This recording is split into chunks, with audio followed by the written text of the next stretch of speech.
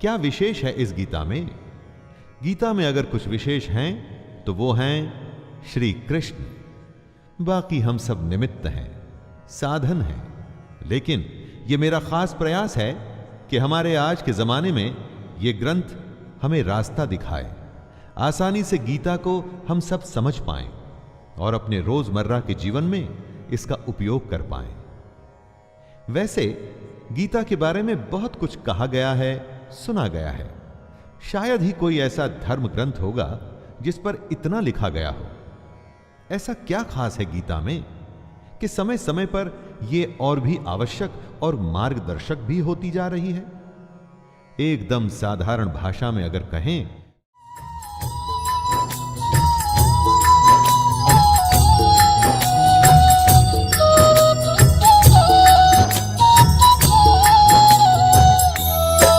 श्री भागवत भगवान की है आरती, पापियों को पाप से है तारती।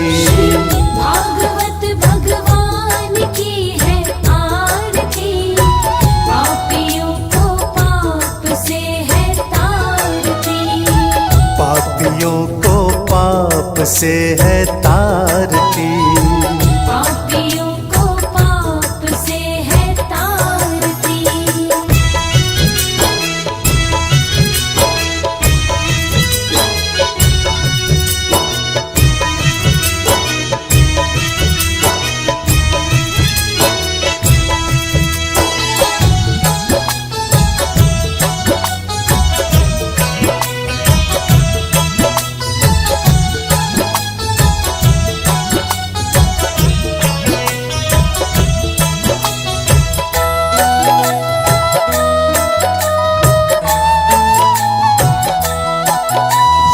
अमर ग्रंथ ये मुक्ति पंथ ये पंचम वेद निराला, नव ज्योति जगाने वाला। ये अमर ग्रंथ ये मुक्ति पंथ ये पंचम वेद निराला, नव ज्योति जगाने वाला। हरि नाम यही हरि धाम यही, हरि नाम यही हरि धाम यही। जग के मंगल की आरती, पापियों को पाप से है तारती। श्री भागवत भगवान की है आरती, पापियों को पाप से है तारती। पापियों को पाप से है तारती। भागवत भगवान की है आरती, पापियों को पाप से है तारती। पापियों को पाप से है तारती।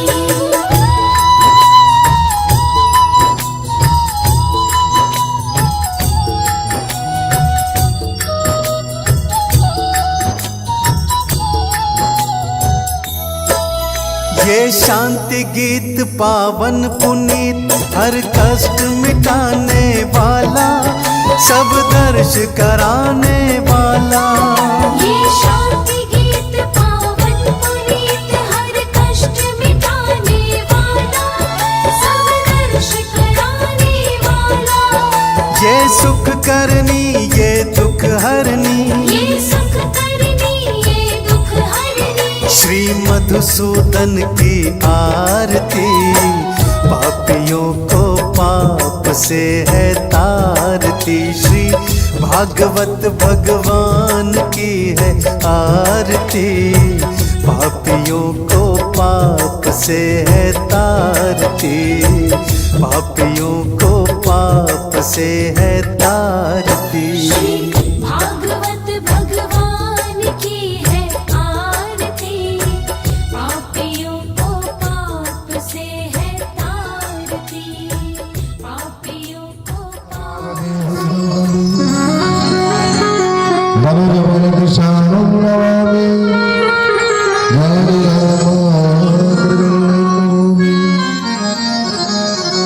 सकलगुणनिधानं नमामि, वारणं नमामि।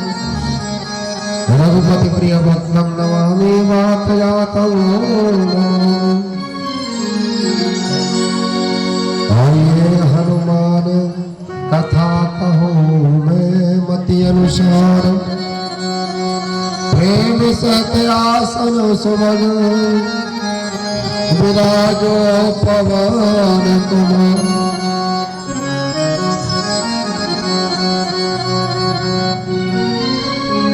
वीरानाथ मात का भला मिला सबो, हमें अधिकारों में नहीं तो हंसी करेंगे।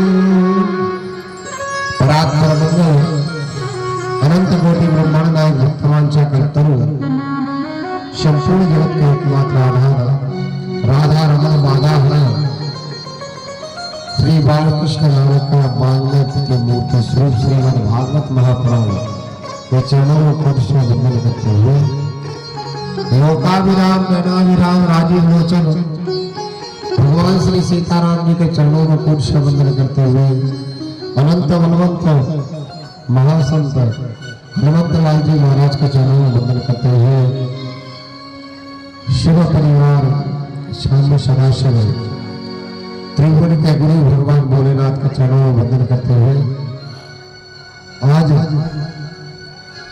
उपस्थित समस्त भक्तिमयी दयामयी करुणामयी माता बहने समस्त भक्तजनों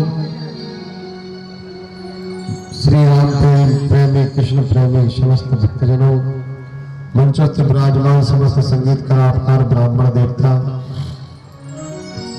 आज परम सौभाग्य की बात आपका यह स्थान धन्य है, यह नगर धन्य है और यह भूमि धन्य है।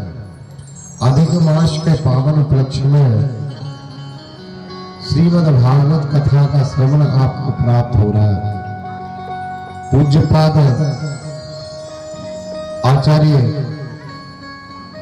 मनोज प्रसाद जी दुबे उनकी पुण्य स्मृति में जिन्होंने अपना बहुत ही परिश्रम के साथ यह नवग्रह मंदिर का निर्माण किया और आप सबको समस्त देवताओं की स्थापना करके आज जो आप पूजन कर रहे हैं, अर्चन कर रहे हैं, वंदन कर रहे हैं, देन सूर्या आचार्य मनोज प्रसाद जी दुबे की है।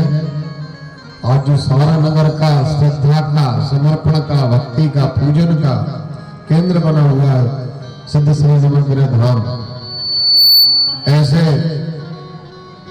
भैया आचार्य मनोज जी जिन्होंने इस इंदौर में रह करके गुरु से विद्या अध्ययन करने के बाद अपने ही बाहुबल पे अपनी ही विद्या के द्वारा ज्ञान के द्वारा भक्ति के द्वारा यहाँ पर आकर के ये सारी रचनाएं की और यहाँ के मूल निवासी बने। आज बिनकी जी आत्मा आकर के इस मंच पे विराजमान है और उन्हीं के पुण्य स्मृति में उनके पूर्ण प्रताप से इस अधिक मास के पावन पक्ष में हम सब लोगों के लिए ये महान अमृत गाथा प्रभु का दिव्य चरित्र श्रवण करने को प्राप्त हो रहा है। इसके संयोजक पवित्र सानिध्य में पंडित आचार्य अरुण जी शास्त्री जी और इस मंदिर के कर्ता धर्ता पुजारी जी गिरीश प्रसाद जी पंडित जी, उनके परम सानिध्य में अथक मेहनत परिश्रम से और आज यह ज्ञान गंगा यज्ञ का यहाँ शुभारंभ हो रहा है। आपको हम सब धन्य हैं कि इस पवित्र महीने में जिसमें दान करने से पूर्ण करने से तथा श्रवण करने से सभी कुछ अधिक होते चला जाए, उसका नाम अधिक मास है। यह अधिक मास भगवान श्री हरि विष्णु ने अपने भक्त प्रहलाद की रक्षा के लिए नरसिंह अवतार लेकर के आए थे। यह अधिक मास भगवान ने अपने प्रहलाद भक्त की रक्षा के लिए बनाया था। इसमें जो भी बैठ करके भागवत कथा का श्रवण करते हैं ऐसे भक्तों के लिए अनंत गुना फल प्राप्त होता है। एक कथा आप अधिक मास के अलावा किसी और दूसरे महीनों में सुनोगे इसमें आपको मात्र 1% फल मिलेगा।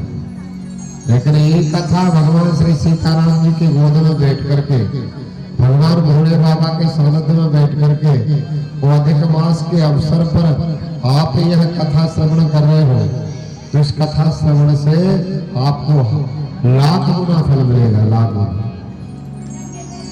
आइए कथा की मर्यादा रखते हुए दिव्यता से कीर्तन करेंगे और भगवान की दिव्य लीलाओं का श्रवण करते हुए कीर्तन करें। बोलिए वृंदावन में हरि लाल की जय हो, राधा रानी सरकार की जय हो। तीनों लोकों से न्यारी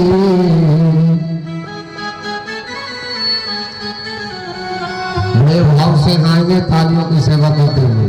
कीर्तन में ताली और भोजन में थाली का बड़ा महत्व होता है, इसलिए कर्मियों से नहीं करेंगे।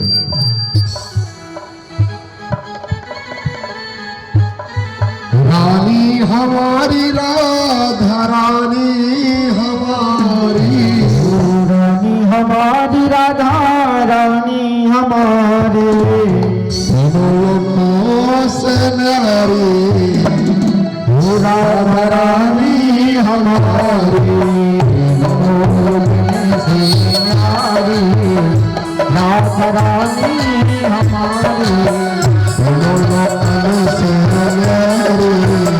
राधा रानी हमारी, राधा रानी हमारी, रानी हमारी राधा रानी हमारी,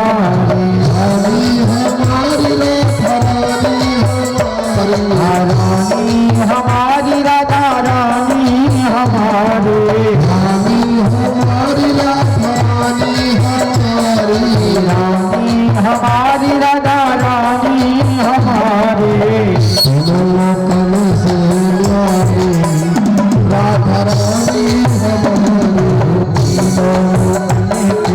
हमारी, राधा रानी हमारे, ऐसे में मेरी तालियों से मदद हो।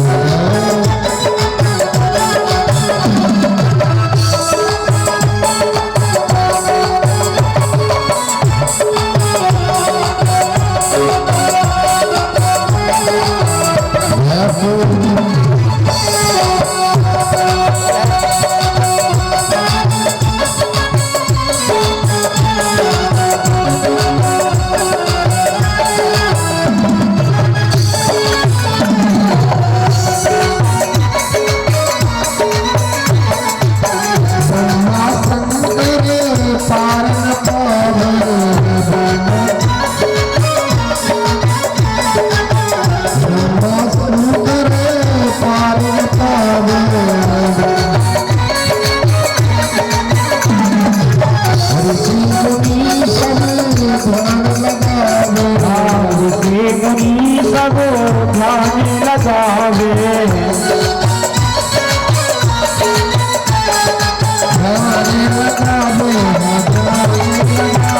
हो जाने लगावे, हो जाने लगावे,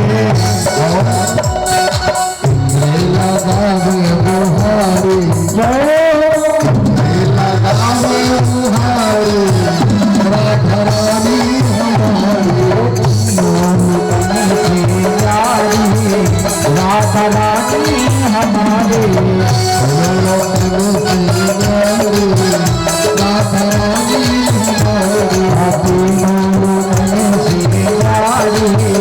राधा रानी हमारे, बड़े भाव के साथ में मेरी मेरी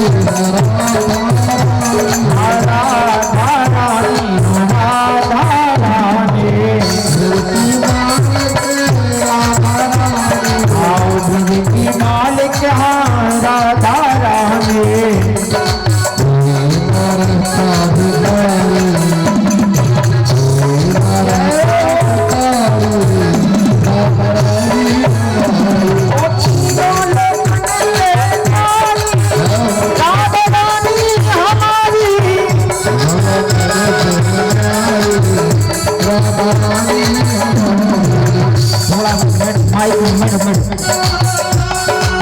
बोलो बनने से प्यारी राधा रानी हमारे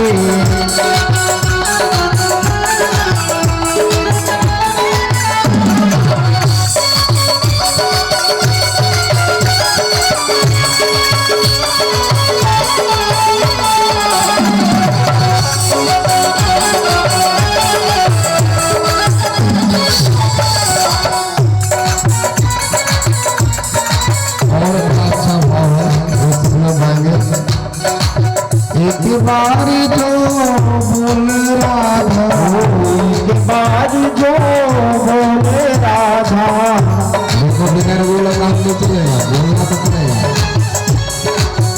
एक बार जो बोले राधा एक बार जो बोले राधा जन्म जन्म की कट जाए राधा जन्म की हाँ कट जाए बाधा कट जाए बाधा कट जाए बाधा कट जाए बाधा मेरा रानी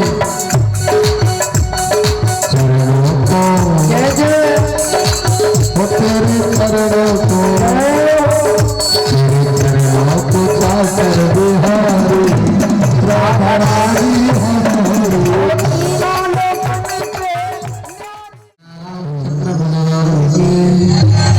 महाराज के शव संतों के शव भक्तों के नमः पार्वती पतये हर हर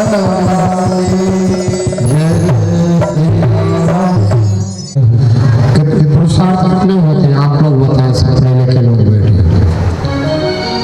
जीवन में पुरुषार्थ कितने होते हैं थोड़ा सा क्वेश्चन है आपसे पता है कि 2 बार भोजन करना है कौन सा ये पता है खूब सोना पीना चालू करेगा का अर्थ होता है धारण करना पहला पुरुषार्थ है धर्म की प्राप्ति दूसरा है अर्थ यानी व्यवस्था पैसा मणि बोल सके तो लेसन से आज का त्याग कर देना लेसन से आज हम खाना समझ लेंगे वैसे तो 1 महीना ये खाना ही नहीं चाहिए पुरुषोत्तम महीना भर पुरुषोत्तम महीना भर हमें तुलसी की पूजन करना चाहिए तुलसी पे दोनों टाइम शुद्ध घी का देसी घी का दीपक दान करना चाहिए विष्णु सहस्त्र नाम का पाठ करना चाहिए और ठाकुर जी पे ज्यादा कुछ नहीं कर सकती ज्यादा पढ़ी लिखी नहीं है आप ज्यादा पूजा पाठ नहीं जानती तो शंख में जल भर के वो दूध भर के वो थोड़ी सी शक्कर डाल के वो मेरे लड्डू गोपाल जी का ओम नमो भगवते वासुदेवाय कहते कहते आप अभिषेक कर दें ऐसा करने से और अभिषेक करके पूजन करके एक तुलसी पे थोड़े तुलसी के पत्ते पे थोड़े से काले तिल रख के वो गोविंद को अर्पण कर दें आपके जीवन का उद्धार इसी पुरुषोत्तम मास में हो जाएगा आपको भटकना नहीं पड़ेगा ये गारंटी है मेरी व्यासपीठ से इसमें कोई पढ़ाई लिखाई का काम नहीं है क्या करना है संघ से अभिषेक करना है संघ के जल से धारा से और पूजन करने के बाद ठाकुर जी को तैयार करने के बाद मिश्री का भोग लगा करके तुलसी के पत्ता पे कारे तिल रख के दान कर गोविंद दर्शन का बहुत बड़ा महत्व है इसमें आपको जितने ज्यादा फूल ला सको जितनी ज्यादा बेल पत्र ला सको जितने ज्यादा आप काजू ला सको किशमिश ला सको बादाम ला सको ठीक है ना और जितने ज्यादा पैसा श्री से अर्चन 1000 रुपये से अर्चन होता है 1000 सिक्का हो खुलने पैसे बोलो भक्तवत्सल भगवान की ये अर्चन इस प्रकार से होता है आप वास्तव में भाग्यशाली नहीं है आप कह रहे हो महाराज जी क्या कह रहे हैं भाग्यशाली नहीं है ना भाग्यशाली नहीं है पता है हम क्या हुआ भाग्यशाली नहीं हो जो भागवत कथा को श्रवण करता है वो भाग्यशाली नहीं होता वो सौभाग्यशाली होता है सौभाग्यशाली होता है से नहीं चलती बोलो भगवान की उस गोविंद को जिससे जब जो कराना होता है वो करा लेता है वो व्यवस्था बिल्कुल ना हो तो भी बना देता है याद रखना, ये कथा कब प्राप्त होगी? जिस पर मेरा, उसी मनुष्य के द्वारा कथा होती है जिस पर मेरे ठाकुर की 1000 हाथों से कृपा बरस जाए, वो ही इस कथा को करा पाता है। याद रखना, विवाह 3 दिन का होता है, कथा 7 दिन की होती है। इसमें बहुत धन चाहिए। एक बेटी के विवाह में जितना धन लगता है उससे भी कहीं अधिक धन भागवत में लगता है। इसीलिए जिस मनुष्य पे मेरे गोविंद की कृपा हो जाती है उसी के द्वारा कथा हो जाती है। याद रखना, कहते हैं बिनु सत्संग विवेक न होई, बिनु सत्संग विवेक न होई, बिनु सत्संग विवेक न होई, बिनु सत्संग विवेक न होई, राम कृपा बिनु सुलभ न कोई, राम कृपा बिनु सुलभ न कोई, राम कृपा बिनु सुलभ न कोई, राम कृपा बिनु सुलभ न कोई। बिना सत्संग के, बिगर कथा के श्रवण किए बगैर बाबा तुलसीदास जी महाराज कहते हैं कि बिनु सत्संग विवेक न हुई। विवेक आप जानते हैं, विवेक का अर्थ होता है ज्ञान। इसका ई को बंद कर दो का, ज्ञान आने सीधी सोच, कीबोर्ड का ई को सीधी जो सोच बंद है जाना शुद्ध हिंदी में समझो। जब हम नेगेटिव ना सोच के पॉजिटिव सोचने लगे, बुरा ना सोच के अच्छा सोचने लगे, बुरा ना करके अच्छा करने लगे, बुरा ना खाकर अच्छा खाने लगे, जब हम गोविंद के हो जाएं तो समझ लेना विवेक जागृत हो गया।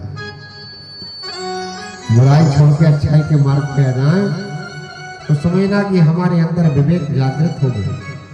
तो ये कब होता है? कथा सत्संग कब प्राप्त होता है? आज आचार्य अरुण जी को यह सत्संग प्राप्त हुआ। कैसे हुआ?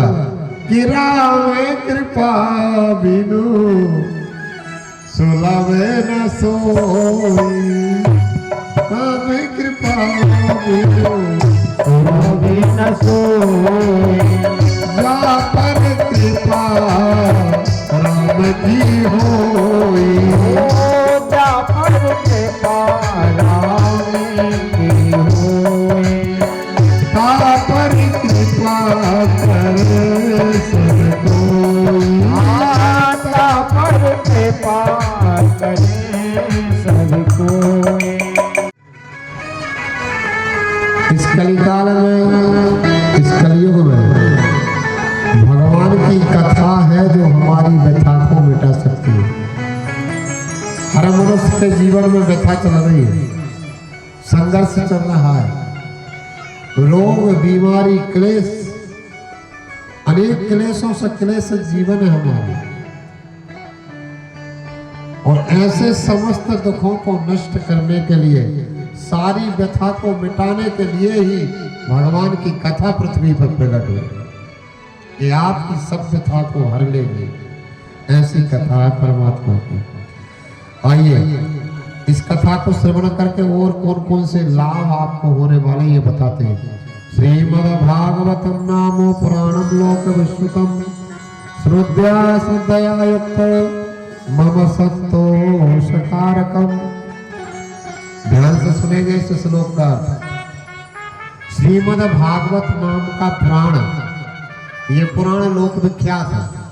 ये नहीं कि भारत में ही भागवत की कथा होती है, याद रखना विदेश में भी भागवत की कथा होती है। ये लोक विख्यात है क्योंकि पुराणम लोक विश्वतम।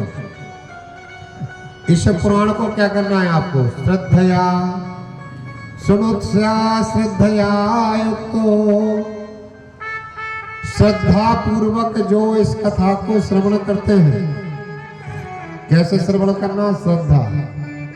अब आप यहाँ बैठे इतने लोग, ये गारंटी नहीं है कि सबकी श्रद्धा हो। प्रेम से बोलो। मैं आपको भगवान जहाँ हमारे ऊपर जीवन में प्रसन्न होगा तो जो आपको चाहिए तत्काल मिलेगा, क्योंकि राम जो देता है हरि करे सो खरी, याद रखना। वो भगवान हम पे संतोष हो जाए, भगवान के संतोष के कारण बन जाए। भगवान कह रहे हैं, श्री कृष्ण का वाक्य है, नारायण का वाक्य, कि जो मेरी कथा को श्रद्धा और विश्वास से श्रवण करेगा तो मैं ऐसे भक्तों की हर इच्छा पूर्ण करूंगा और उनके हृदय में वास करूंगा, उनके घर में वास करूंगा और उनके सारे जीवन के कष्ट हर दूंगा।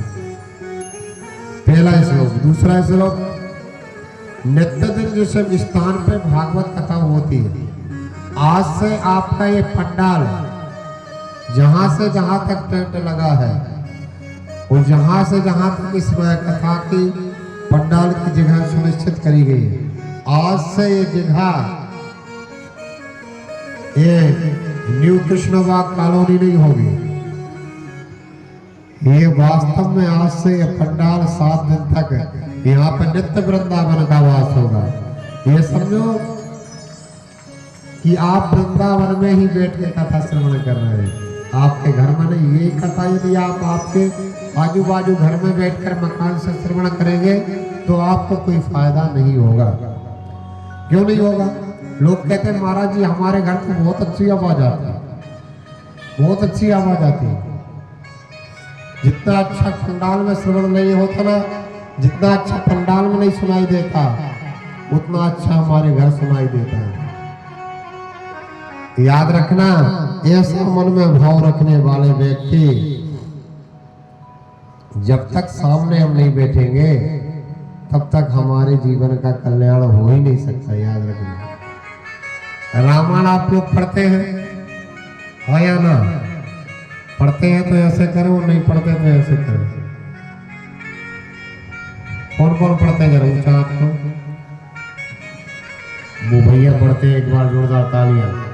ये हमारी गुड़िया पढ़ती है, बाकी लोग कर रहे हैं, हम नहीं पढ़ते। महाराज तुम क्यों नहीं पढ़ते? तुम्हें कोई प्रॉब्लम है? किसी ने रोका है? आलस्य में नहीं पढ़ते, आलसी हो। उस नहा के नाश्ता मिल जाए, खाने दोपहर में भोजन मिल जाए,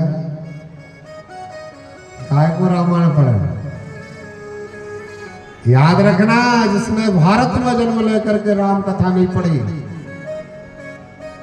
एक बार रामायण पूरी नहीं पढ़ी, उसका धिक्कार, उसके जीवन, उसका जन्म लेना बेकार है। ते मृत्यु लोके भूमिभार रूपा, वह इस पृथ्वी लोक में जन्म करके केवल भार है और कुछ नहीं। एक बार जिसके द्वारा पूरी रामायण नहीं पढ़ी, चाहे वह ब्राह्मण हो, चाहे वह क्षत्रिय हो, चाहे वह वैश्य हो, शूद्र हो, कोई भी। बाबा तुलसी ने रामचरितमानस में 4 वेद, 6 शास्त्र, 18 पुराणों का निचोड़ लिखा है। तो आपसे मैं निवेदन करूं, राम कथा सुरधेनु सम। राम कथा कैसी है? कामधेनु है, जिसके घर में नित्य राम कथा गाई जाती है, उसके घर की जवाबदारी मेरे हनुमान जी की हो जाती है। उसके घर के मकान के चारों तरफ हनुमान जी का गदा घूमता रहता है, क्योंकि भगवान हनुमान जी ने वचन दिया राम जी को।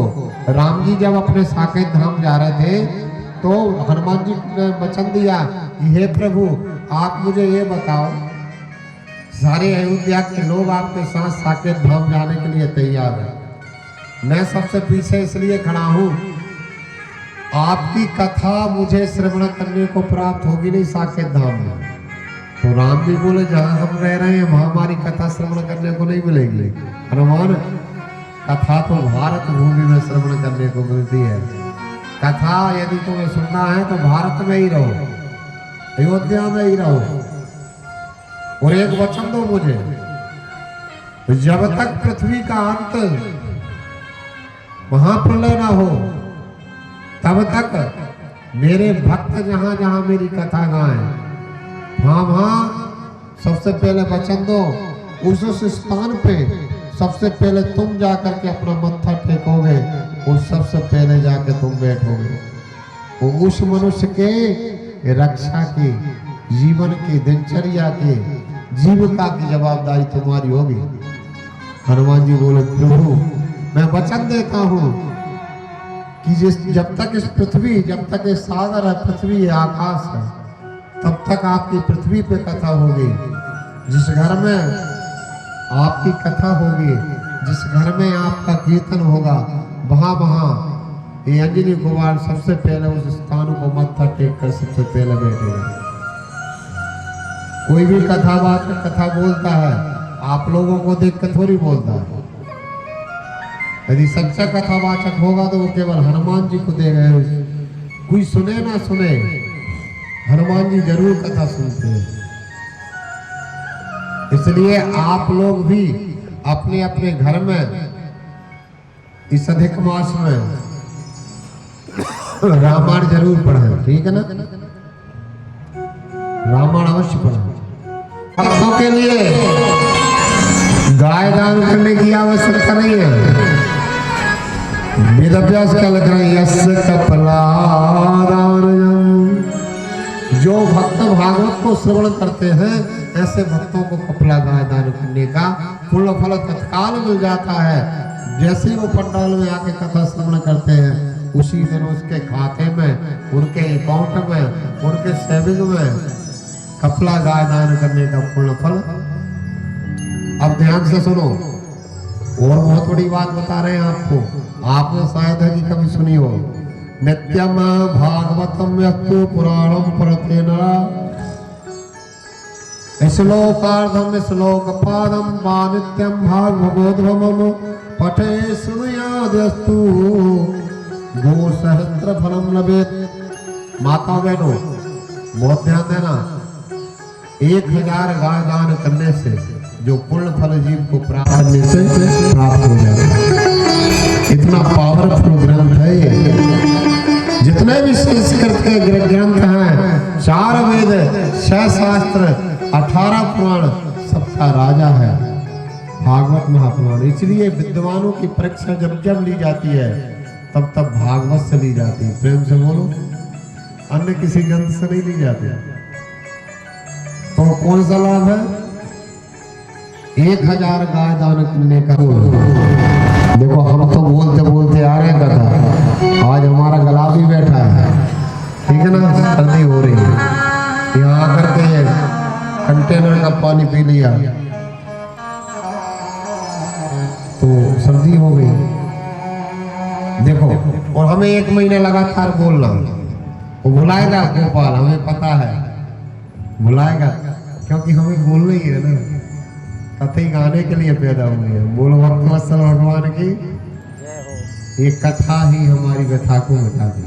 सब लोग बोलेंगे कृष्णाय वासुदेवाय। कृष्णाय वासुदेवाय। आवाज नहीं आ रही आप? तुम्हारे कान खराब तो नहीं हो क्या? बोल नहीं रहे? जोर से बोलो थोड़ा।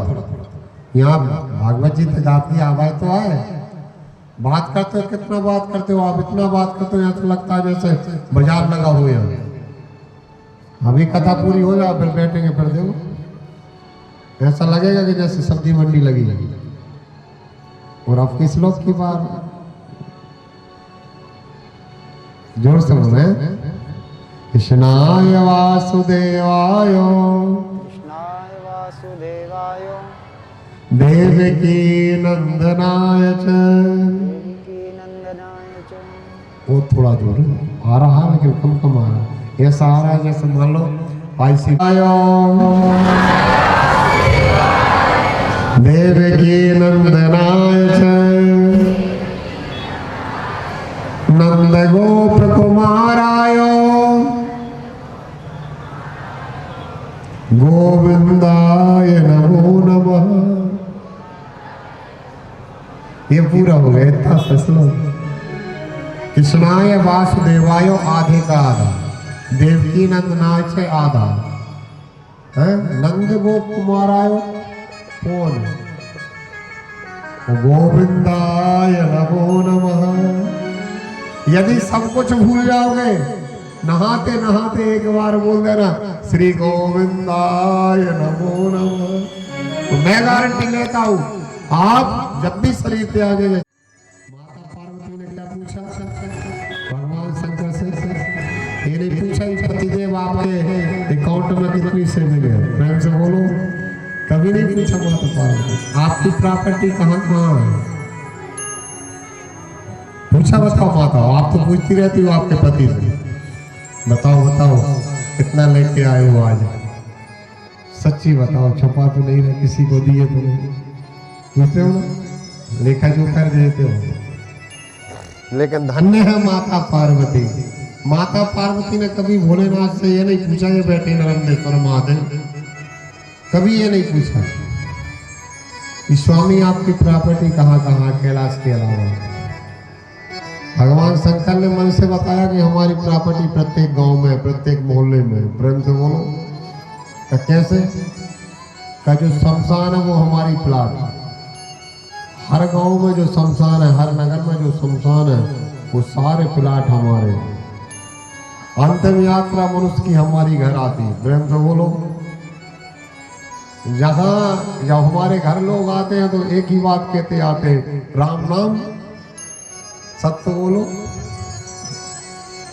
एक ही बात कहते आते हैं, क्योंकि वो शिव का दरबार है, शिव का स्थान है। उस शिव के स्थान पर जब मनुष्य सब लेकर जाते हैं तो सबके पीछे पीछे केवल सत्य बोलते जाते हैं, सत्य बोलते जाते हैं। भोलेनाथ बड़े प्रसन्न होते हैं।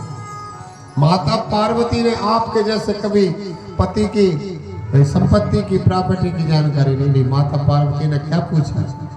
आपने कभी पूछा आपके पति से जो माता पार्वती ने पूछा? क्या पूछा? पूछा है, हे प्रभु आप हमें वह गंगा सुनाए, वह गंगा की कथा श्रवण कराएं जो गंगा समस्त जगत को पावन करने वाली है। इस गंगा से भी श्रेष्ठ हो जो गंगोत्री से लेकर गंगा सागर संगम तक बह रही है। इससे गंगा से श्रेष्ठ गंगा कौन सी है? तो माता पार्वती कह रही है। आप लोग गाना, माता पार्वती ने जो वाक्य बोला है भगवान शंकर से रामायण में, आप लोग गाना, ठीक है ना? कंजूसी मत करना। देखो कथा श्रवण तो कर रहे हो, बोलने का, कथा बोलने का भी फल मिलेगा। जब आप रामायण की चौपाई गाओगे, हमारे साथ गुनगुनाओगे, तो श्रवण तो करने का मिल रहा है, लेकिन बोलने का भी मिलेगा। एक एक चौपाई, एक एक कथा प्रसंग। माता पार्वती कह रही हाथ जोड़ के, यदि आप हमें अपने चरणों की दासी मानते हैं, अपनी अर्धांगिनी मानते हैं, तो आज हमें आप वह कथा श्रवण कराएं जो संपूर्ण जगत को पावन करने वाली गंगा हो। क्या कह रही है? पूछई रघुपति कथा प्रसंगा, पूछई रघुपति कथा प्रसंगा, पूछई रघुपति कथा प्रसंगा, पूछई रघुपति कथा प्रसंगा, सकल लोक जगे पावन गंगा, सकल लोक जगे पावन गंगा। दोनों हाथों को मिले ताली से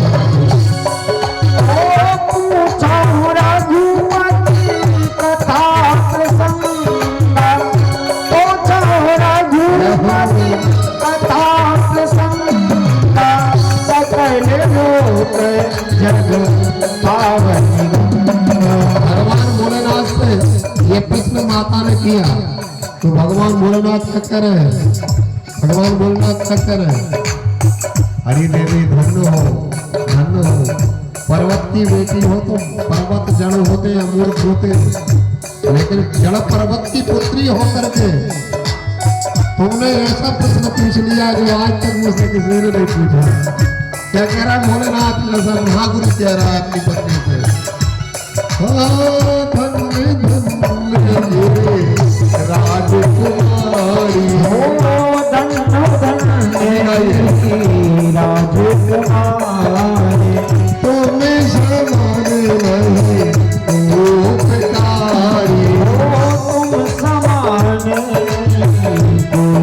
उपकारी, पूछे रघुपति कथा प्रसंगा, पूछो रघुपति कथा प्रसंगा, सकल लोक लगे पावन गंगा, सकल लोक लगे पावन गंगा। भगवान भोलेनाथ ने 2 बार कहा कि धन्य धन्य। अच्छा, वो पत्नी धन्य है, वो वास्तव में धन्य है जो अपने पति से भगवान की कथा पूछे। कभी कभी माताओं, आप सब भी पढ़ी लिखी हो, पेड़ दबाओ, पूछना कि नाथ आज वो प्रसंग सुनाओ ना, कैसी कथा है। बोलो से नाथ भी हो तो सुना दे, पता चला कि नाथ को कुछ आते ही नहीं, प्रेम से बोलो। देखो, अवश्य में पति पत्नी को दोनों को मिलकर के बैठ करके, कभी जब आप फ्री बैठे हो, अपने सोफा पे बैठे हो, बैठे हाल में बैठे हो, बैठ करके एक दूसरे को अपने भगवान के बारे में एक दूसरे को पूछना चाहिए। भगवान की कथा के बारे में पूछ लेने वाला भी महान पुण्य प्राप्त कर लेता है। केवल पूछ लिया वो जिसने कि आप वो कथा श्रवण करा दो, इतने में ही आपको एक यज्ञ करने का फल मिल जाएगा। लाखों करोड़ों यज्ञ करने से जो फल प्राप्त होता है, वो केवल एक बार 7 दिन तक भागवत कथा को श्रवण कर लो तो सारे यज्ञ करने का फल आपको अपने आप प्राप्त हो जाएगा। कितनी बड़ी बात है, बताइए। और बताइए आपको क्या कहें। वैष्णवों का शास्त्र है, वैष्णवों का शास्त्र, आपको जो भी चाहिए वो मिल जाएगा बस, लेकिन बड़े अच्छे से श्रवण करना। जो तांत्रिक कर्मों से, वैदिक कर्मों से, मंत्र जब से न मिले, वो भागवत कथा से मिल जाता है। कामधेनु मैंने पाया है, प्रत्यक्षम किम प्रमाणम, मैंने सब कुछ भागवत से ही पाया। जो भी हमें प्राप्त हुआ वो भागवत से हुआ, आपसे ज्यादा नहीं कह रहे हम। यदि आपको आपकी इच्छा पूर्ण करना है तो आप बिल्कुल मत पढ़ना, केवल अपने घर में लाके भागवत की पुस्तक खरीद के आके घर में पीले कपड़ा बांध के भगवान के मंदिर में रख दो। वो जब भी नहाओ, नहा करके 11 तुलसी के पत्ता ओम नमो भगवते वासुदेवाय कह के चढ़ा देना। यदि आपका घर वृंदावन ना हो जाए तो कह देना, आपका घर नहीं होगा, आपका घर वृंदावन हो जाएगा, पक्का मानना। ऐसी भगवान की कथा। आइए आगे कथा शुभारंभ होती है महात्मा की। भगवान के 3 रूप होते हैं। भागवत कथा सत्य से प्रारंभ होती है, क्योंकि ये सत्य की कथा है। सत्यम सच्चिदानंदम श्री कृष्णम अहम ध्यायेत्। ध्यान से सुनना, सत्यम सच्चिदानंदम कृष्णम अहम ध्यायेत्। अभी ये श्लोक को आ रहा है, इसको सब लोग बोलना। पहले मैं बोलूंगा, फिर आप लोग बोलना, क्योंकि ये श्लोक हमारे जीवन के 3 पापों को नष्ट करने वाला है। आज आपके घर में बच्चों की तबीयत खराब है, बुजुर्गों की तबीयत खराब है, आधे से ज्यादा पैसा लोगों का बीमारी में लग रहा है। जब तक ताकत नहीं पैसा कमाया, पैसा कमाते कमाते बीमार पड़ गया, फिर सारी उम्र भर उस शरीर को ठीक करवाने में पैसा लगाएगा। होता नहीं ऐसा। इसलिए सबसे पहले मनुष्य को अपने शरीर पर ध्यान देना चाहिए, अपनी सेहत पर ध्यान देना चाहिए। एक प्रश्न आपसे पूछे, आप कहो हाँ, बोलो तो हाँ। जीवन में सबसे अच्छा साथी हमारा कौन है? पत्नी, पुत्र, पिता, माता, या कौन भैया बहन, कौन पति पत्नी। ये दीदी बता रही है कि हमारा शरीर सबसे अच्छा साथी है, लाइफ का सबसे अच्छा साथी है शरीर। एक बार जोरदार तालियां बजाओ उनके लिए। उन्होंने तत्काल इशारा किया था कि ये शरीर, अपना शरीर ही अपना साथी है। भाई शरीर सही है तो जीवन सही है, सब लोग आपको महत्व देंगे।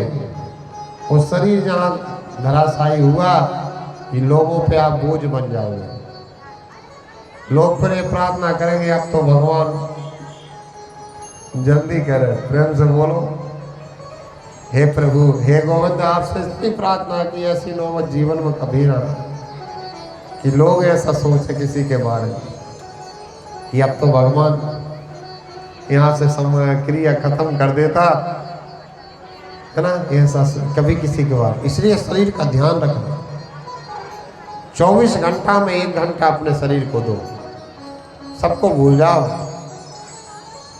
पक्का है ना। प्रातः काल सुबह जल्दी उठो, उठ करके अपने शरीर से नित्य कर्म 1 गिलास गर्म पानी पी करके नित्य क्रिया निवृत्त होकर बढ़िया आध घंटा व्यायाम करो, 1 घंटा व्यायाम करो, फिर पूजा करो, पाठ करो, नाश्ता करो, अपने काम से लग जाओ। प्रेम से बोलो, जीवन में सबसे अच्छा साथी है हमारा शरीर। अब सत्य की कथा निकल रही है, अब आप ध्यान से सुनना।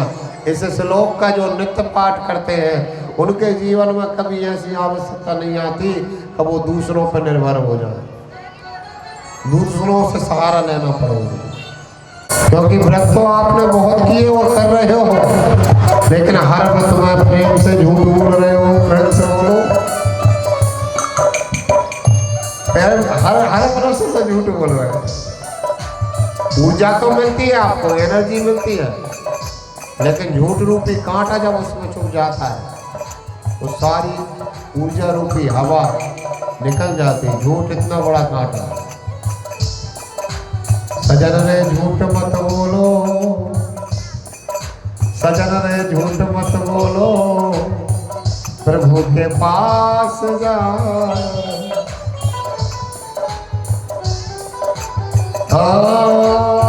नहीं आ सकते समय पातक पूजा, नहीं आ सकते समय पातक पूजा। गिरी समय होए की कोट के गुंजा, गिरी समय होए की कोट के गुंजा। ओ राधे श्याम श्याम श्याम सीताराम राम राम, राधे श्याम श्याम श्याम सीताराम राम राम। आज के लोग कैसे हो गए, कैसे हो गए, आपका कैसे हो गए पंडित जी? झूठ लेना, झूठ लेना, झूठ लेना, झूठ लेना, झूठ भोजन, ओ झूठ भोजन, झूठ सवेरा, झूठ भोजन, झूठ सवेरा, झूठ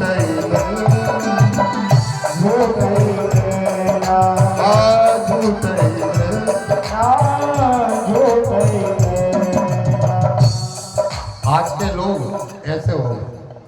अब ध्यान से सुनो, समझ में सच्चिदानंद का अर्थ। यदि हम चाहे ना तो 7 दिन केवल एक श्लोक पर कथा पूरी हो जाएगी। बोल गौतम भगवान की 3-3 घंटा खूब बोला, 4-4 घंटा, एक ही श्लोक में 7 दिन पूरी हो जाएगी। इतना विशेष अर्थ है इस श्लोक में। ध्यान से सुनो, माताओं बहनों, हम पूजा करें अथवा ना करें, पाठ करें अथवा ना करें, ध्यान करें अथवा ना करें, तपस्या करें अथवा ना करें, कोई दिक्कत नहीं, केवल सत्य बोलने लगे।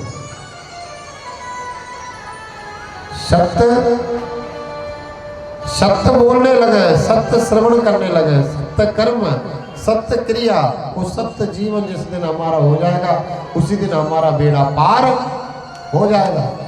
सारे व्रत सफल हो जाएंगे, सारी पूजा सफल हो जाएगी। जब तक हमारे अंदर झूठ है तब तक हमारा कोई व्रत सफल नहीं होगा। सत्य कृष्ण है, सत्य नारायण है। लोग सत्यनारायण की कथा कराते ना, कलयुग में बड़े जल्दी फल देने वाले, कलयुग के सारे पापों को हरने वाले।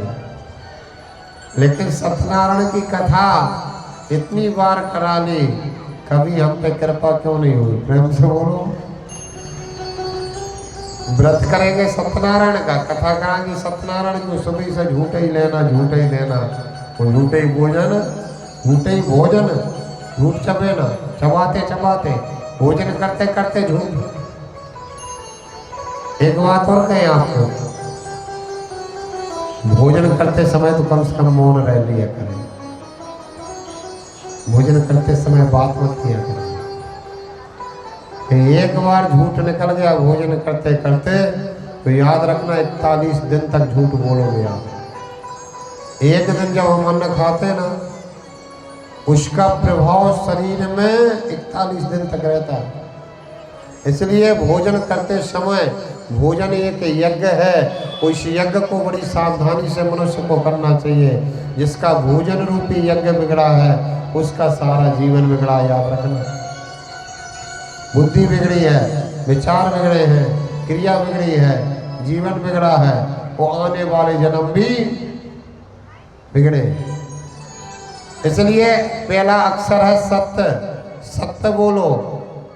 दूसरा है चित्त, तीसरा है आनंद। जिस दिन आप ध्यान से आप समझ लीजिए, जिस दिन आपके चित्त में सत्य का प्रवेश हो जाएगा, उसी दिन आपके जीवन में आनंद ही आनंद से आपका जीवन भर जाएगा।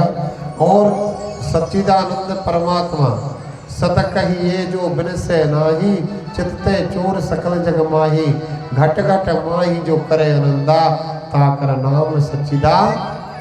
जो प्रत्येक जगत के कण कण को आनंद से भर दे, उस परमात्मा का नाम सच्चिदानंद है। बोलो सच्चिदानंद भगवान की। ऐसे सच्चिदानंद परमात्मा से हमें प्रीत करना चाहिए। झूठे लोग जो झूठ बोलते हैं उनके लिए बहुत सोचनीय बात है। असत्य से बड़ा, झूठ से बड़ा कोई पाप नहीं होता, इसलिए झूठ मत बोला करो। आपने एक दोहा पढ़ा है, सुना होगा या पढ़ा होगा, सांच बराबर तप नहीं, सुना है? झूठ बराबर पाप, झूठ बराबर पाप। और बाबा कहते जाके हृदय साच है, ताके हृदय आप। इसलिए भैया झूठ को छोड़ो और प्रभु से नाता जोड़ो। सच्चिदानंद परमात्मा करते क्या हैं? 3 काम करते हैं। विश्वोत्पत्त्याति हेतवे, विश्व की। आप माताओं ध्यान दो, ज्यादा यदि आप आपके सिर को हिलाओगे तो फिर कथा आपको सुनाई नहीं पड़ेगी। प्रेम से बोलो। ये सिर जितना हिलता है ना, उतने ही हमारा दिमाग हिलता है। ये गंगा बड़ी शांति से स्नान करने की है। उस गंगा में थोड़ा बहुत हम उछल कूद कर लेते हैं, हाथ पैर चला लेते हैं, लेकिन यहाँ हाथ पैर चलाने से गड़बड़ हो जाता है। कोई भी नदी में आप जाते हो, शांति से स्नान करोगे तो आनंद आएगा। तो ज़्यादा उछल कूद कर दोगे तो फिर पानी लहर जाएगा, मच जाएगा, अच्छा नहीं है। ऐसी ही एक कथा है। कथा में जितने शांति से बैठ करके श्रवण करोगे उतना ही आपको अधिक लाभ होगा। और यदि हम समय दे रहे हैं तो हमें बिल्कुल बुद्धि और विवेक से कथा श्रवण करना चाहिए। श्रोता के अंदर 3 गुण होना चाहिए। पहला गुण है ध्यान से सुनो, मन की एकाग्रता। कथा श्रवण करने बैठे तो मन एकाग्र रहे। दूसरा गुण है हृदय की निर्मलता, हृदय में निर्मलता रहे, छल कपट लेके ना बैठे। और तीसरा गुण है श्रोता का, कि जो श्रवण किया है 3 घंटा में उस पर मनन करें और मनन करके जीवन में उतारे जरूर। आज की कथा से यदि आपने एक भी बात मेरी मान ली तो वो एक ही बात आपके जीवन की कमी को पूरी कर देगा और आपका उद्धार भी कर देगा। मान लो शुरू से मैंने क्या बोला आपसे कि भागवत के एक श्लोक को याद कर लो, ये बात मान लो तो इससे ही आपका उद्धार हो जाएगा। ऐसी कई बात है इतनी टाइम में मैं बता चुका, मुझे तो याद है नहीं, जो भगवान बुला रहे हैं बोल रहे हैं। और ये अभी एक बात आई है काम की बहुत अच्छी कि भोजन करते समय मौन रहना चाहिए। प्रेम से बोलो, कम से कम जो ही चालू कर दो, इतना ही आज से प्रारंभ कर देना, आज से मौन भोजन करना। और जिस दिन से मौन भोजन करोगे विश्वास रखना आप लोग, आपका यज्ञ सफल होगा, आपका जीवन रूपी यज्ञ सफल हो जाएगा, आपका भोजन करना सिद्ध हो जाएगा। और कभी भी भोजन कहीं भी करो बैठ के करना, दो बातें तो मान लेना। कितनी भी बड़ी पार्टी में चल जाओ, रिसेप्शन में चल जाओ, सुरुचि भोज में चल जाओ, लेकिन देख करके थाली में लेकर के कुर्सी देख लेना, जूता चप्पल निकाल के भोजन करना। जो व्यक्ति जूता चप्पल पहनकर खाते हैं उनकी बुद्धि भ्रष्ट हो जाती है। अन्य ब्रह्म है, अन्य ब्रह्म। और जल को भी बैठ के पीना चाहिए। पानी को यदि आप पीते हो तो सर नीचे करके पीना, सर उठा के पीने वाले व्यक्ति हार्ट अटैक में मर जाते हैं। प्रेम से बोलो, ध्यान देना, बहुत बड़ी बात बता रहे हैं हम, वैज्ञानिक बात भी है और शास्त्र की बात भी। लोग अक्सर पानी पीते हैं खड़े खड़े, पीते ना, ये तरीका बिल्कुल गलत है। इस प्रकार से जो जल को पीते हैं उनके हृदय की गति पर बहुत बड़ा आघात होता है। कभी भी सर उठा करके पानी मत पियो, जल ब्रह्म है, उसको सर झुका के पियो, बैठ के पियो और बैठ के सर को झुका के किसी पात्र से पानी पियो। समझना, ये बहुत बड़ी बात बता रहा है आपको। आज अधिकतर लोग अपने कर्मों से बीमार हैं, क्रिया से बीमार है। क्रिया ठीक नहीं है, कर्म ठीक नहीं है, नहाने धोने का नियम नहीं है। लोगों को नहाना भी नहीं आता कि पहले पानी कहाँ डालना चाहिए, यही पता नहीं है। अभी मैं आपसे पूछ लूं कि सबसे पहले एक लोटा पानी कहाँ डालना चाहिए, स्नान कहाँ से प्रारंभ करना चाहिए, तो आप बता नहीं पाएंगे। सच्ची बता रहे हैं, प्रेम से बोलो। अच्छा, सारे से बता दो, कहाँ पहले एक लोटा पानी कहाँ डालना चाहिए? पैरों पे। एक गुड़िया कह रही पैरों पे डालना चाहिए, आप बताओ।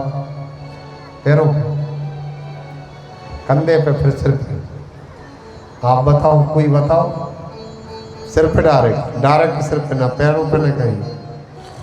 देखो, आपने आपकी बुद्धि से बताया, लेकिन सबसे पहले पानी हमें ये गलत बताया। आपका आंसर ठीक नहीं है,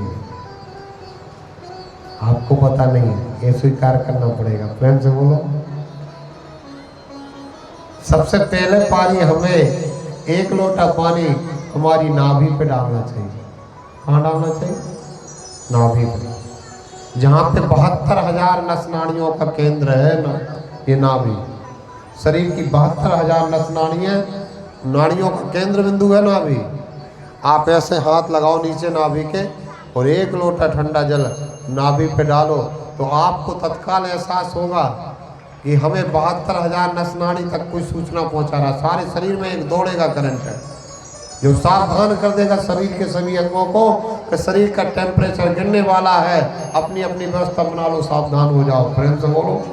तो सारे अंग जागृत होकर के और सावधान होकर के उस ठंडे का सामना करने के लिए तैयार हो जाएंगे। अब आपने लोग सोए हुए हैं, अपने अपने स्थान पर विश्राम कर रहे हैं, आपने कहीं भी लेके आक्रमण कर दिया तो क्षति होगी ना। सावधान कर दो पहले।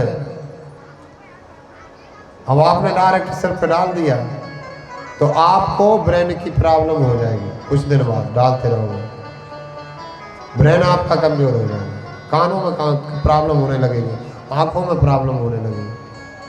ऐसा कभी मत करना, डायरेक्ट सिर पे मत डालना, है ना। प्रेम से बोलो राधे राधे। अब ऐसे धीरे बोलोगे तो कैसे काम चलेगा? अरे कोई कह रहा धे, कोई कह रहा रा। कितने आलसी हो गए रे हम, है ना? एक बार जोर से बोलो ना, राधे राधे। चलो, तो विश्वोत्पत्त्याति है तबे। हमने एक बाबूजी थे, बहुत भले आदमी थे, बैठे बैठे बेचारे दाल के, मूंग की दाल के पानी में रूखी रोटी खा रहे, बगैर घी की रोटी। उन्होंने कहा बाबूजी आप चाहें तो आप तो रोज काजू किशमिश बादाम खाएं और रोज बढ़िया छप्पन व्यंजन करें, इतनी बड़ी प्रॉपर्टी के मालिक हो। अरे कहा महाराज जी क्या बताएं, डॉक्टर ने ब्लड शुगर बता दी और बीपी हार्ट पता नहीं का बता दिया। तो उसने कहा कि जिंदा रहना तो बाबूजी मूंग की दाल का पानी और सूखी रोटी खाओ। ये क्या है बताओ? सब कुछ होते हुए भी धन रखे भूखों मर रहे हैं। प्रेम से बोलो, समझ रहे हैं? इसका सीधा सा अर्थ ये होता है कि शरीर में जब देह ताप भगवान का प्रारंभ होता है तो आपकी ना संपत्ति काम आती, ना धन काम आता, ना बुद्धि काम आती, ना विचार काम आता। इसलिए देह ताप से यदि बचना है तो वो है मेरे सच्चिदानंद कृष्ण, वो कृष्ण की कथा जो हमारे तीनों तापों को हर लेती है। तापत्रय विनाशायो, जिसके घर का धन अधिक बीमारी में लगता है उसके घर में भगवान का देहताप चल रहा है। याद रखना, एक परिवार का सदस्य ठीक होता है, दूसरा बीमार हो जाता है, दूसरा ठीक होता है, तीसरा हो जाता है, ये लगा ही रहता है और सारी कमाई वर्ष भर की बीमारी में लग जाती है। ऐसे लोगों के घर में दैहिक ताप चल रहा है भगवान का। दैहिक ताप जानते हो? आकाश से भीषण वृष्टि हो जाना, ओले गिर जाना, भयंकर जो है वायु चल जाना, तूफान आ जाना, भूकंप आ जाना, ये दैविक ताप। और भौतिक ताप आपके घर में जो फ्रिज है, टीवी है, एलसीडी है, मोबाइल है, पंखा है, कूलर है, मोटर है पानी की, बार बार खराब हो, बार बार मैकेनिक पे जाए, मैकेनिक के यहाँ पे जाए, तो समझ लेना भौतिक ताप चल रहा है। समझ गए तीनों ताप? देह के देव की भौतिक तापा, देह के देव की भौतिक तापा, राम राज्य का हूँ नहीं जापा, राम राज्य का हूँ नहीं जापा, श्री राम जय राम जय जय राम। त्रास निर्णास हेतवे श्रीमद्भागवतं शास्त्रम् कलौकीरेण भाषितम्। एक दिन काल रूपी ब्याल, ब्याल कहते सर्प को, काल रूपी ब्याल इस संसार में मुंह फाड़ के घूम रहा है। संसार में सब कुछ एक दिन काल खा जाएगा। जो भी संसार में बन रहा है, जो भी संसार में निर्माण हो रहा है, वो सब का सब मिटने के लिए बन रहा है। जो हम बना रहे हैं ना, सब मिटेगा एक दिन। कितने वर्ष तक रहेगा बताओ? आप कितना भी बड़ा मकान बना दें, कितनी ही मजबूती दे दें, आप तो 50 राड का कॉलम दे दें, प्रेम से बोलो, कितनी वर्ष तक रहेगा? एक दिन अपने आप गिरने लगेगा, अपने आप सीमेंट छोड़ने लगेगा, धराशायी हो जाएगा। ये संसार बना है जायते वर्धते विनश्यते। संसार सरक रहा है, बदल रहा है, मिट रहा है, बन रहा है। संसरति गच्छति इति संसार। संसार बदलने के लिए बना है, मिटने के लिए बना है। संसार कैसा है माताओं बहनों? पत्ता गोभी के समान। आपने पत्ता गोभी की सब्जी खूब बनाई होगी, बनाई है कि नहीं? सूखी सब्जी बनाते हो आप लोग? बोलिए सच्चिदानंद भगवान की जय हो। भागवत श्रवण का ये नियम, पंडित जी आए, उन्होंने भागवत को दक्षिणा भेंट अर्पण की और दिव्यता से माल अर्पण की। ऐसा यही विधि है। जब आप आओ घर से तो पहले आके भागवत जी को प्रणाम करो, मंच से आशीर्वाद लो और फिर आके बैठो और फिर जाने से पहले आरती के बाद फिर व्यासपीठ पे आके प्रणाम करके और फिर अपने घर को जाओ, आशीर्वाद लो। क्योंकि यहाँ से निकला आशीर्वाद स्वयं वेद अभ्यास भगवान का होता है, ठाकुर जी का होता है। निकलेगा तो कुछ मिलेगा उसे, सिवाय पत्तों के प्रेम से वो पत्ता ही निकलेंगे। ऐसे ही ये संसार है। संसार में हम सब लोग यहाँ जो भी कर रहे हैं सुखी होने के लिए कर रहे हैं ना, कि हम सुखी हो जाएं, हमारे पास सारी व्यवस्था हो। याद रखना, सुख संसार में है ही नहीं। असारे खलु संसार हो, ये संसार सारहीन है, दुखालय है संसार। क्या है? दुखालय। जैसे आपने सुना होगा पुस्तकालय, औषधालय, भोजनालय, विद्यालय, ऐसे ही है संसार का नाम दुखालय। यहाँ भोगने के लिए केवल दुख है, सुख कहाँ है? मिलता है सच्चा सुख केवल कहाँ? भगवान तुम्हारे शरणों में। आओ एक प्यारा सा भजन, जिससे कि हम भगवान आपके शरण में बैठे हैं, आपकी शरण में बैठे हैं। आप ऐसी कृपा करें जिससे हमारे जीवन के सारे दुख समाप्त हो जाएं। और हे गोविंद, आपकी कृपा हमारे परिवार पे, हमारे बच्चों पर, हमारे कुटुंब पे बनी रहे। एक बार जोर से बोले राधे राधे।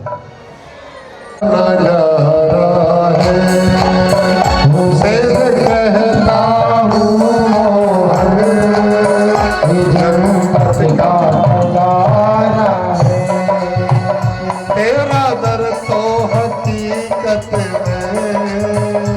दुखियों का सहारा है। तेरा दर तो हकीकत में दुखियों का सहारा है। तेरा दर तो हकीकत में दुखियों का सहारा है। तेरा दर तो हकीकत में दुखियों का सहारा है। तेरा दर तो हकीकत में दुखियों का सहारा है। तेरा दर तो हकीकत में दुखियों का सहारा है। सच कहता हूँ दर तेरा, सच कहता हूँ तारा, तेरे दर से गुजारा है। वो सच कहता हूँ बाबा, तेरे दर से गुजारा है। ऐसे नहीं, दोनों हाथों को उठा के तालियों की सेवा करो। जय हो।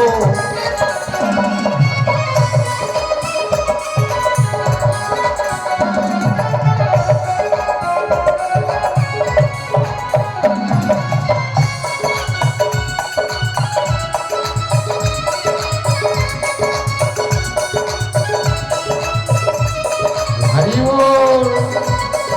राधे।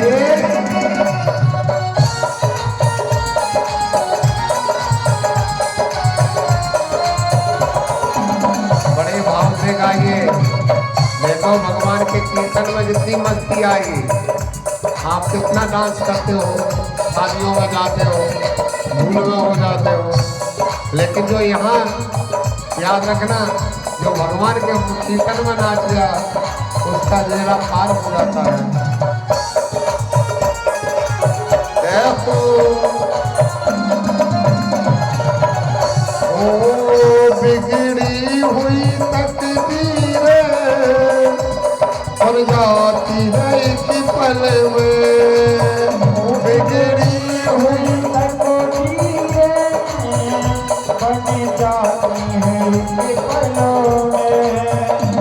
बिगड़ी हुई तकदीरें बन जाती है एक पल में। हाँ बिगड़ी हुई तकदीरें हरि बोल। बन जाती है एक पल में। जिस वक्त मुसीबत में, जिस वक्त मुसीबत में भक्तों ने पुकारा है, हो तेरा दर तो हकीकत में हरि बोल। दुखों का सहारा है। बड़े भाव से तालियों से वक्त है खूब प्यारे की।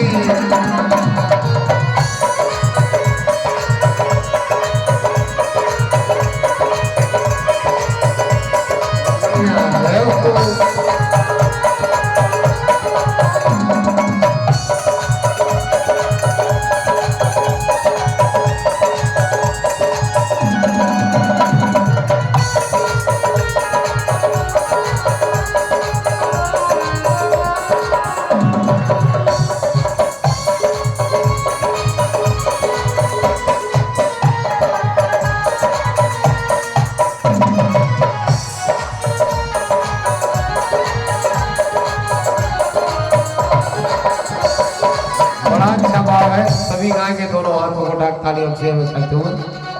तेरे दिल को छोड़ पाना जाए तो कहाँ जाए, हो तेरे दर को छोड़ पाना जाए तो कहाँ जाए। तेरे दर को छोड़ प्यारे जाए तो कहाँ जाए। हो तेरे दर को छोड़ प्यारे जाए तो कहाँ जाए। ये प्यारे ये गोविंद सच कहता हूँ दर तेरा, सच कहता हूँ दर तेरा जन्नत का नजारा है। सच कहता हूँ तेरा जन्नत का नजारा है। तेरा दर तो हकीकत में दुखियों का सहारा है। हो तेरा दर तो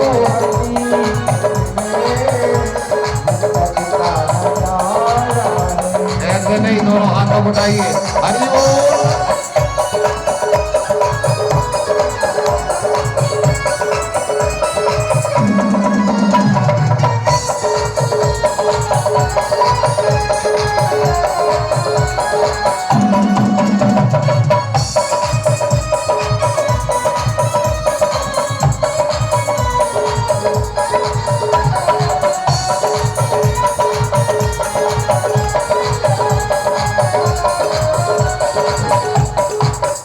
दौड़े चले आते हैं दुख दर्द के मारे यहाँ। दौड़े चले आते हैं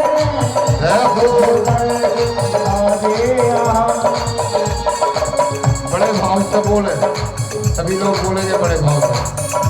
पहले तो दोनों हाथ उठाइए, तालियों से सेवा करते हुए प्यार से गाइए भगवान का नाम। देखो सारे देवता हमारी तरफ देख रहे हैं। दौड़े चले आते हैं दुख दर्द के मारे यहाँ। दौड़े चले आते हैं दुख दर्द के मारे यहाँ। बताए सुख चैन वही पाते हैं, सब नहीं पाते, सब नहीं पाते। इस दरबार में आके भी कुछ निराश हो जाते हैं, क्योंकि उनके अंदर भाव नहीं है, उनके अंदर श्रद्धा नहीं है। जा तो रहे, ध्यान से समझो। सुख चैन वही पाते हैं, सुख चैन वही पाते हैं जिन तेरा सहारा है। सुख चैन वही पाते हैं जिन तेरा सहारा है। तेरा दर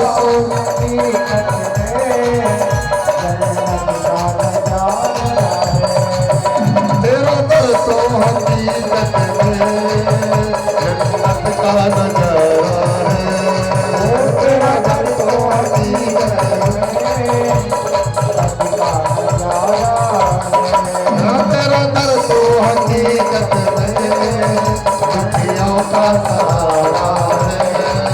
तेरा दर तो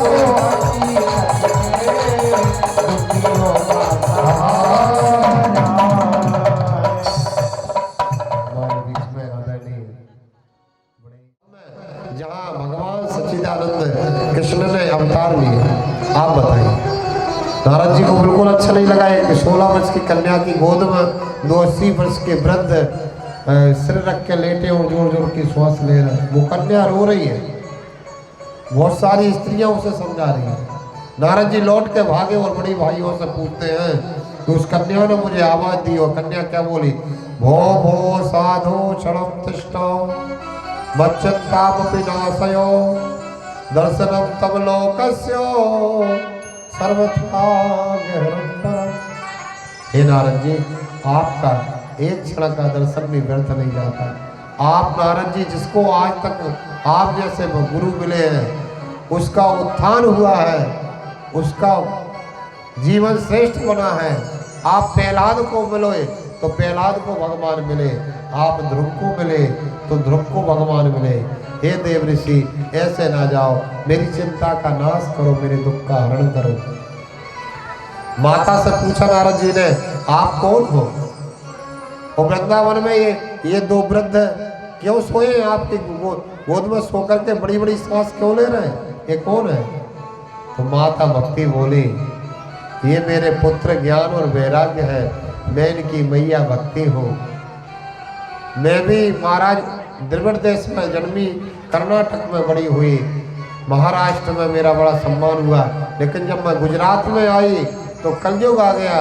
वो कलयुग में मैं अपने दोनों पुत्रों के साथ नष्ट हो गई।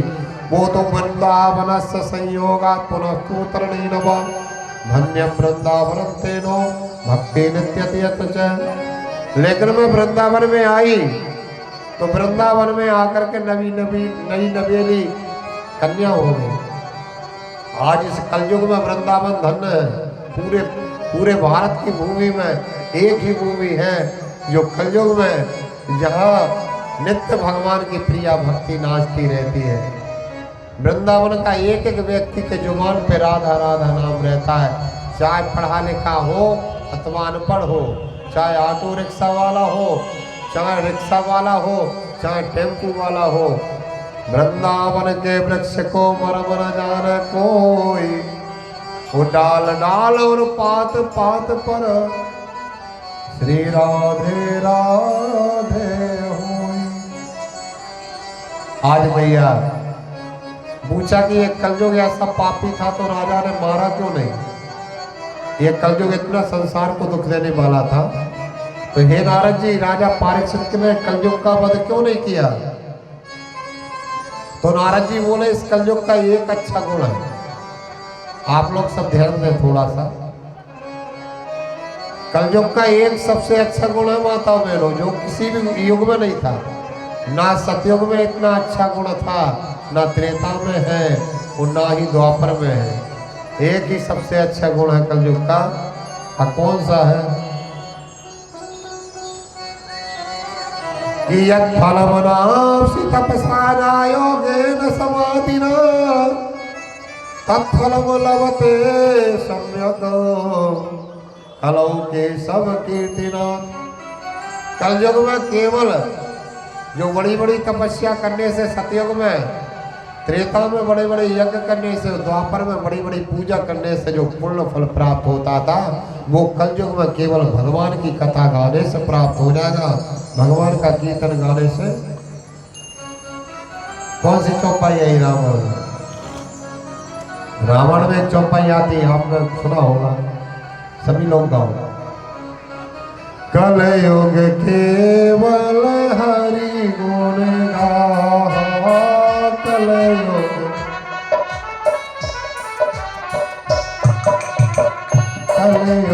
केवल हरि गुण गाहा, कलयुग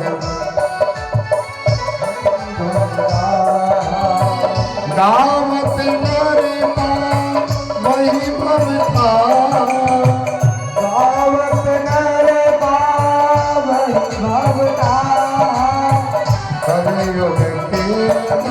हरि गुण गाए कलयुग केवल हरि गुण गाए सीता राम राम राम राधे श्याम श्याम सीता राम राम राम राधे श्याम श्याम श्याम सीता राम राम राम राधे श्याम श्याम श्याम सीता राम राम राम राधे श्याम श्याम। कलयुग में केवल एक ही गुण है कि केवल भगवान का नाम गाओ। तब नारद जी ने भक्ति मैया की बातों को सुन करके अपने जीवन की सारी तपस्या का ताकत लगा दी, फल लगा दिया कि ज्ञान और वैराग्य ठीक हो जाए।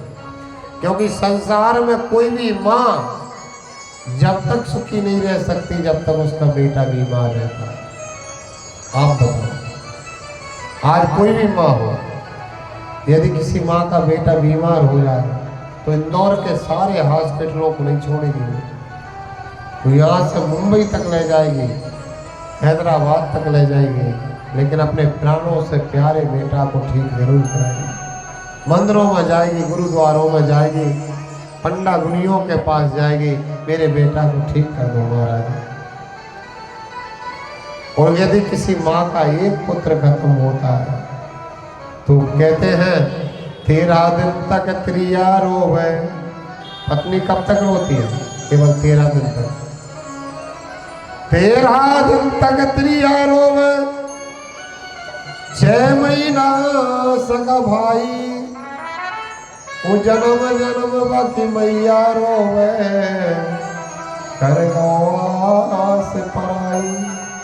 लेकिन माँ जब तक जीवित रहती है तब तक उस बच्चे के लिए रोती। आज भक्ति बोली, बाबा यदि मेरे बेटों को ठीक नहीं किया भारत में किसी ने, तो मैं अपने बेटों को लेकर के भारत को छोड़ करके विदेश चली जाऊंगी। इदम स्थानम परित्यज्यम विदेशम गम्यते मया। मैं विदेश चली जाऊंगी इस स्थान को छोड़ के। नारद जी ने जीवन की तपस्या लगा दी, वेदों का पाठ किया, गीता का पाठ किया, उससे उठ के तो बैठ गए लेकिन चल नहीं पाए। तब आकाशवाणी ने कहा सत्कर्म करो। सनत कुमारों ने बताया श्रीमद् भागवत आलापा सतगीता सुखादिवी। हे नारद, गीता का पाठ, वेदों का पाठ सत्कर्म नहीं है, जीवन भर की तपस्या सत्कर्म नहीं है। भागवत की कथा श्रवण जो कर रही हो माता बहनों अभी, ये कर्म नहीं है। फिर आप कहे महाराज जी क्या है, कर्म नहीं है, तो क्या कह रहे हैं? ग्रंथकार वेद व्यास जी लिख रहे हैं कि भागवत की कथा श्रवण करना कर्म नहीं होता, ये तो सत्कर्म होता है। जो सत्कर्म हमें संसार के समस्त सुखों को प्रदान करके अंत में मोक्ष प्रदान करता है। और आज नारद जी की कृपा से सनत कुमारों ने, नारद जी ने पहली बार भागवत की कथा कराई। उदय ऋषि नारद ने गंगा के तट पर कथा कराई और सनत कुमारों ने उस कथा का वाचन किया। ब्रह्मा के पुत्र कौन है? सनत कुमार। जानते हो कि नहीं है? सनत कुमार, उन्होंने कथा का वाचन किया। वो संगीत में नहीं जानते, केवल ज्ञान है उनके लिए। सदा 8 वर्ष की आयु के रहते हैं। वो पूर्वजों के भी पूर्वज हैं। सृष्टि के आदि काल में जन्म हुआ था, आज भी 8 वर्ष के हैं। हम तो बोलो, कभी ये मरते नहीं है। क्यों नहीं मरते? चारों भाई करते क्या है? 3 बैठते हैं, एक कथा बोलता है। बोलते बोलते जब एक थक जाता फिर 3 बैठ जाते, एक फिर बोलने लगता। नारद जी से देवऋषि वो है सनत कुमार बोले, देवऋषि नारद, प्रायः विपत्ति के समय में मनुष्य की बुद्धि काम नहीं करती। ज्ञान तो तुम्हें है, लेकिन वेदों का पाठ सत्कर्म नहीं है, गीता का पाठ सत्कर्म नहीं है। श्रीमद् भागवत की कथा सत्ता है। तुम ज्ञान वैराग्य और भक्ति के उत्थान के लिए करो तो तीनों का विकास हो जाएगा इस कलयुग में। वो तीनों ज्ञान वैराग्य और भक्ति प्रत्येक घर घर में, प्रत्येक तन तन में इस कलयुग में वास करेंगे। बोलो भागवत भगवान की। और आज दोनों हाथों में उठा करके एक बार बोलेगा, वाके बिहारी लाल की, राधा रानी की। ऐसा लग तो नहीं रहा जी, तो बहुत धीरे आ रही है। वृंदावन बिहारी लाल की, बड़े भाव से गाएंगे, ठीक है ना? बड़ा अच्छा भाव है। हो मेरी पार लगा दो नैया, दो जने बोलो मेरी नैया, मेरे पाते बिहारी सवरिया, मेरी पार लगाओ नैया, नैया मेरे पाते बिहारी सवरिया, मेरी पार लगाओ नैया, नैया मेरे बाके बिहारी सवरिया। ऐसे नहीं, दोनों हाथों को उठा के ताली बजाओ। देखो ध्यान से सुनना। हाँ मैं तो पढ़ूं तुम्हारे पैया, हाँ भैया मेरे पाते बिहारी सवरिया, मैं तो पढ़ूं तुम्हारे, हाँ भैया मेरे पाते बिहारी सवरिया, मेरी पार लगा दो मैया, ओ मैया मेरे पाते बिहारी सवरिया, मेरी पार लगाओ नैया, नैया मेरे बाके बिहारी सवरिया। ऐसे नहीं, दोनों हाथ उठाइए। हरि बोल।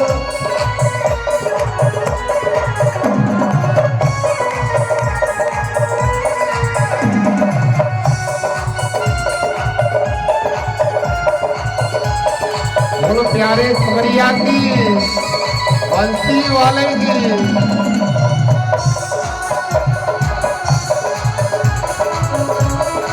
क्या बात है। हरि बोल।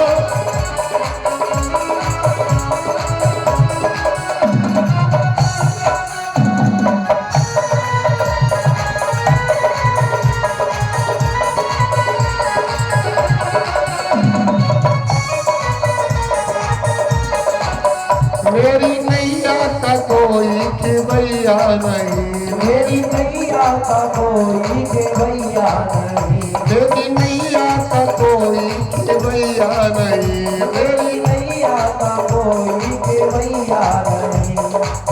हे गोविंद, हे राधा रानी बन जाओ, बन जाओ, बन जाओ आप खिवैया, भैया मैं तो पढ़ूं तुम्हारे पैया, बन जाओ आपकी भैया, भैया मेरे बाके बिहारी सवरिया, मेरी पार लगा दो नैया, नैया मेरे बाके बिहारी सवरिया, मेरी पार लगाओ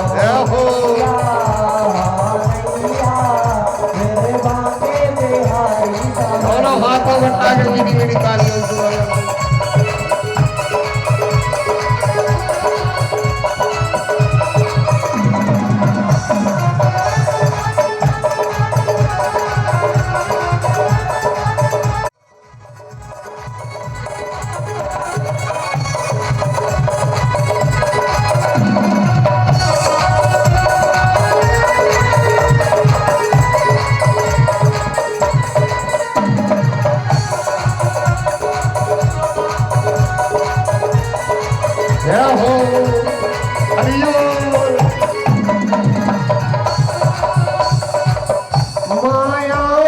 मुझको घेर लिया, माया ने मुझको घेर लिया। सभी बोलिए, क्योंकि माया हमें नचाती रहती है, रुलाती रहती है, सताती रहती है। माया के कारण हम कुछ नहीं कर पाते। ओ माया ने मुझको घेर लिया, माया ने मुझको घेर लिया। हाँ माया काटो, माया काटो, माया काटो राम रघुरैया, रघुरैया मेरे बाके बिहारी सवरिया।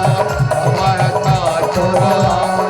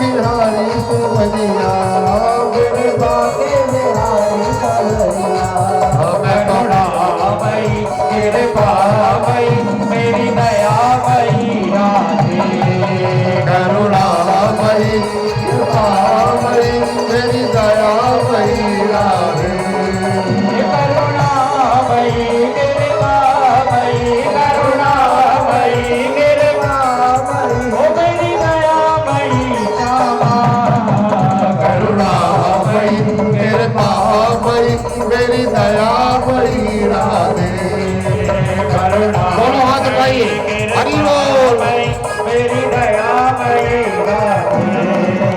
करुणामयी कृपा मई मेरी दया मई राधे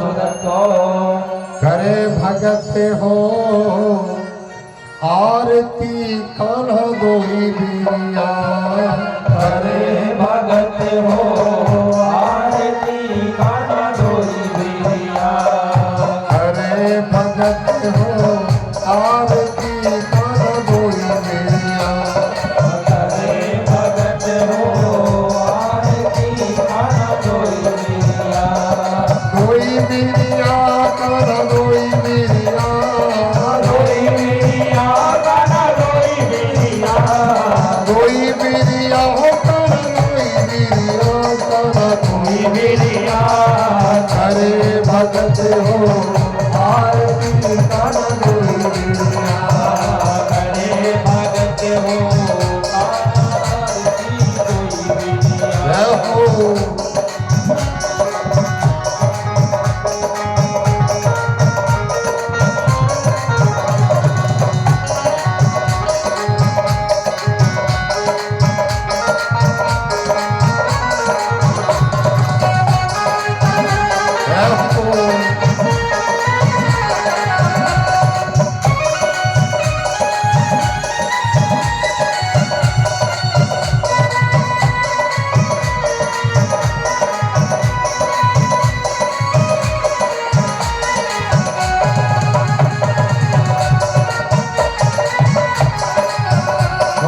गोर मुकुट तेरे शीश पे सोहे कान्हा दोई बिया और मुकुट तेरे शीश पे सोहे कान्हा दोई बिया प्यारी मुरलिया मेरो मन मोहे कान्हा दोई बिया प्यारी मुरलिया मेरो मन मोहे कान्हा दोई बिया प्यारी मुरलिया मेरो मन मोहे कान्हा दोई बिया प्यारी मुरलिया मेरो मन मोहे कान्हा दोई बिया उन चरणों के दर्शन पाऊं कान्हा दोई बिया करे भगत हो आरती कान्हा दोई बिया हरे भगत हो आरती कान्हा दोई बिया हरे भगत हो आरती कान्हा दोई बिया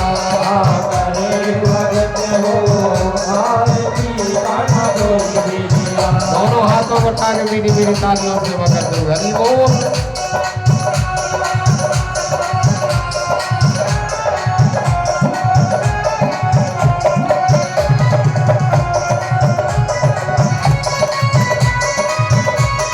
जय हो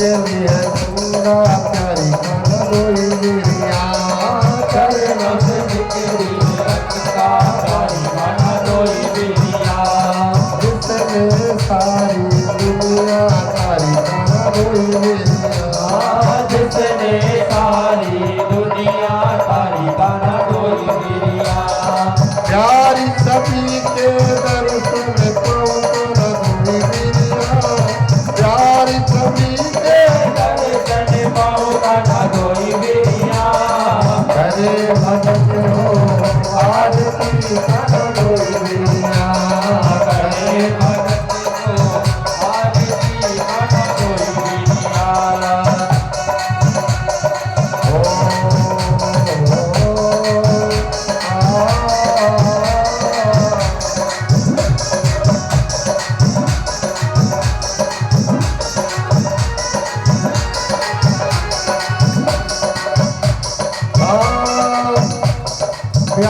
क्या नाथ के नाथ आपका न कोई मिलिया नाथ नाथ विनाथ आपका न कोई मिलिया सब भक्तों की आस आप हो कोई मिलिया सब भक्तों की आस आपका न कोई मिलिया निसब न तेरे दर्शन पाऊं तेरा कोई मिलिया निसब न तेरे दर्शन पाऊंगा न कोई मिलिया करे भगत हो आरती कर कोई मिलिया करे भगत हो आरती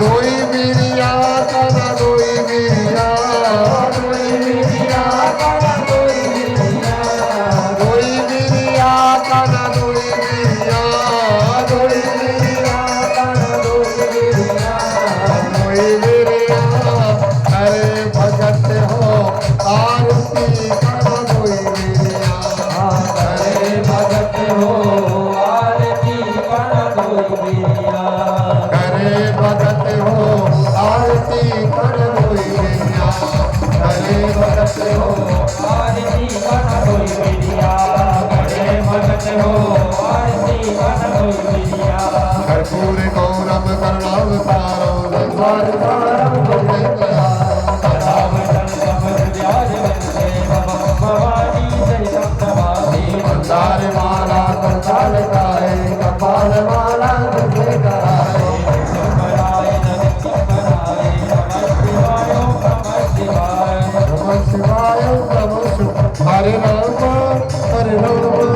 राम राम हरे हरे हरे कृष्णा कृष्ण कृष्णा हरे हरे हरे राम राम राम हरे हरे हरे कृष्णा हरे हरे नट कट बांधी वाले गोकुल के राजा तेरी अखियां तरस गई अब तो आजा नट खट बंसी वाले गोकुल के राजा तेरी अखियां तरस रही अब तो आजा ओ नट कट बंसी वाले गोकुल के राजा तेरी अखियां तरस गई अब तो आजा नट कट बंसी वाले गोकुल के राजा मेरी अखियां तरस रही अब तो आजा आजा नंदलाल तरस गई अखियां आजा नंदलाल तरस रही अखियां आजा नंदलाल तरस गई अखियां लाल तरस रही अखियां तरस गई अखियां बरस गई अखियां तरस गई अखियां तरस गई अखियां तरस गई अखियां बरस गई अखियां तरस गई अखियां तरस गई अखियां आजा नंदलाल तरस गई अखियां आजा लाल तरस गई अखियां श्री कृष्ण गोविंद हरे मुरारी हे नाथ नारायण वासुदेव श्री कृष्ण गोविंद हरे मुरारी हे नाथ नारायण वासुदेव हे नाथ नारायण वासुदेव हे नाथ नारायण वासुदेव हे नाथ नारायण जलेन सिंद्रीकरणं पुष्पे देवाय वन्दं महात्मा वन्दं आशिष्टवन्दं वन्दान्ते मन्त्रोष्पाञ्जलिः हरिः ओम् जगनेन जगन्माय जन्तदेवाष्टानि धर्माणि प्रथमान्य सन्नादेहनाकं महिमानः सुजनगुरुर्वेदाद्याः शङ्कुदेवाः ॐ एकदन्ताय विद्महे वक्रतुण्डाय धीमहि तन्नो दन्ति प्रचोदयात् ॐ गणाम्बिकायै च विद्महे कर्मसिद्धयै च धीमहि तन्नो गौरी प्रचोदयात् ॐ नन्दनन्दनाय विद्महे यशोदानन्दनाय धीमहि तन्नो कृष्णा प्रचोदयात् ॐ वृषभानुजायै च विद्महे कृष्णप्रियायै च धीमहि तन्नो राधिका प्रचोदयात् नारायण